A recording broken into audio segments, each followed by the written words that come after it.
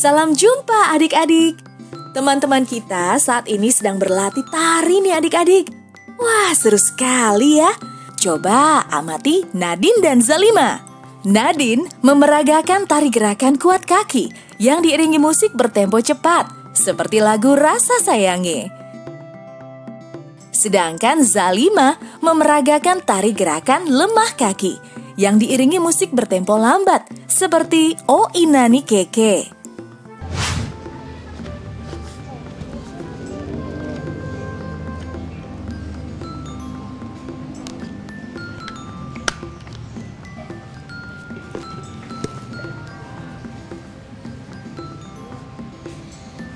Aku capek dan berkeringat setelah 10 menit menari. Kok kamu gak berkeringat sih, Nadine? Ya, jadi aku gak berkeringat. Aku menari cuma 5 menit saja ya, jadi gak terlalu capek dan gak terlalu berkeringat. Hai adik-adik, ayo siapa yang tahu mengapa ya kok Zalima lebih berkeringat sedangkan Nadine tidak berkeringat? Padahal mereka sama-sama menari loh. Apakah gerakan tarian mereka berbeda? Iya, benar sekali. Gerakan tarian mereka berbeda adik-adik. Zalima lebih berkeringat karena gerakan tarian Zalima termasuk gerakan kuat. Jadi, Zalima menggerakkan tubuhnya dengan cepat, mengikuti suara iringan musik tarian dengan tempo cepat. Hal itulah yang membuat Zalima lebih banyak mengeluarkan dan menghasilkan energi, sehingga Zalima merasa lebih capek dan berkeringat. Sedangkan Nadine tadi melakukan gerakan tari lemah kaki. Saat Nadine menari pun, ia menggerakkan tubuhnya dengan lambat sesuai dengan iringan musiknya yang bertempo lambat. Sehingga Nadine pun sedikit mengeluarkan dan menghasilkan energi. Itulah penyebab Nadine tidak berkeringat. Adik-adik jangan lupa ketika kalian berkeringat, jangan lupa minum air putih ya. Lamanya waktu menari Nadine dan Zalima tadi berbeda ya adik-adik. Zalima menari selama 10 menit, sedangkan Nadine menari selama 5 menit. Jadi, berapa ya perbedaan waktu menari mereka? Adakah yang tahu? Ya, benar sekali. 10 menit dikurangi 5 menit sama dengan 5 menit. Jadi, perbedaan waktu menari Zalima dan menari Nadine adalah 5 menit. Jam 5 sekarang pukul berapa ya?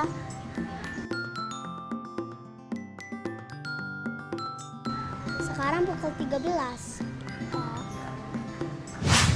Ayo adik-adik, siapa yang tahu bagaimanakah arah jarum jam yang menunjukkan pukul 13 ya?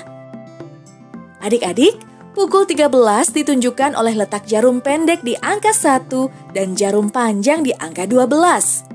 Jadi, cara membaca jam yang benar adalah melihat jarum pendeknya menunjukkan jam, sedangkan jarum panjang untuk menunjukkan menitnya. Kalau sekarang, jam berapa ayo? Hebat adik-adik, jadi sudah dapat membaca jam dengan benar. Terus berlatih ya, semangat! Iya, halo Pak. Oh iya, baik Pak, iya.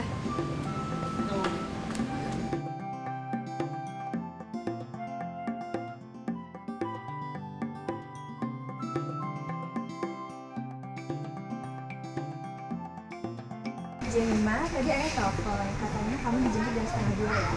Kakak duluan ya. Dadah. Makasih, Kak.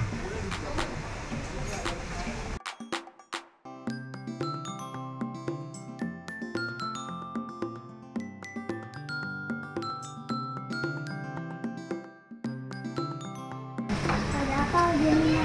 Kok kamu gelisah? Aku mau dijemput ayah aku, tapi udah selama 1:30.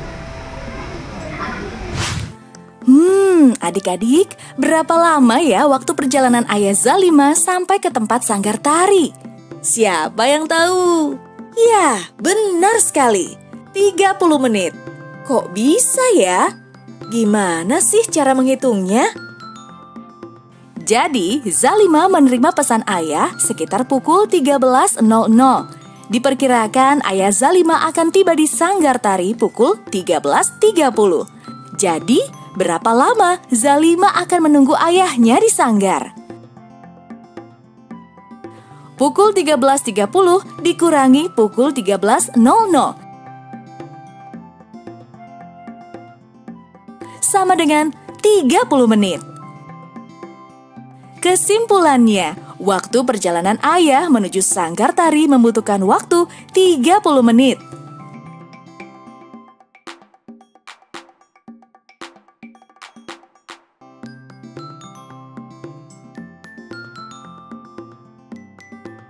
Ayahku udah jemput di depan, aku duluan ya.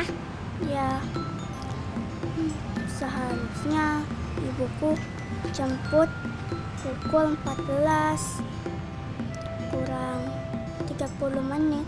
Ya udah yang sabar ya. Tunggu di pos ini saja biar aman. Oke, Dah. dadah. Adik-adik, Nadine harus menunggu ibu karena telat menjemput. Adakah yang tahu pukul berapa ibunya Nadine akan sampai di sanggar tari untuk menjemput Nadine?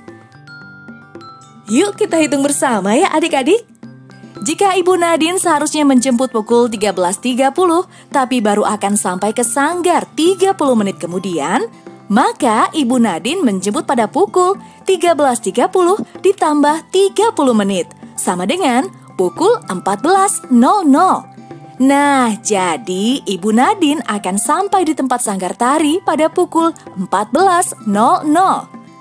Adik-adik, terima kasih ya masih bersemangat belajar. Kita sudah belajar tentang perbedaan antara gerakan kuat dan gerakan lemah pada tari. Jadi, untuk membedakan antara gerakan tari kuat dan gerakan lemah pada tari dapat dilihat dari sisi gerakan dan iringan musiknya. Gerakan tari kuat menggunakan tekanan tubuh atau usaha dalam melakukan gerakan yang bertenaga. Sementara gerakan tari lemah didasari dengan kelembutan dan penghayatan. Kemudian kita juga sudah belajar tentang menentukan lamanya waktu suatu kegiatan berlangsung. Cara menghitung lamanya waktu kegiatan berlangsung yaitu dengan menambahkan atau mengurangi waktu yang lebih lama dengan waktu yang lebih cepat. Contoh, pukul 14 lebih lama dibandingkan pukul 10 jika dihitung dari pukul 00. Baiklah, sebelum kita berpisah, adik-adik ikuti kuis berikut ini ya. Amati kedua gambar jam berikut ini. Hitunglah waktu lama kegiatannya. Silakan siapkan alat tulismu dan kertas untuk menghitung. Hitunglah dengan teliti ya adik-adik. Kita mulai soal yang pertama.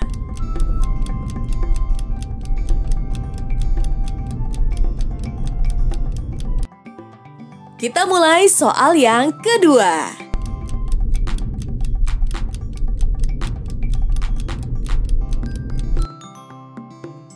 Kita mulai soal yang ketiga.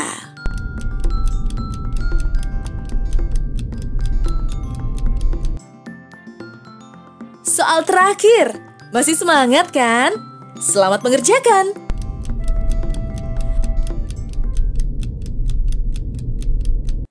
Adik-adik memang hebat. Dengan memahami cara menentukan lamanya kegiatan yang berlangsung, adik-adik dapat mengatur jadwal adik-adik dengan baik. Jangan lupa manfaatkan waktu dengan sebaik-baiknya ya adik-adik. Sampai jumpa.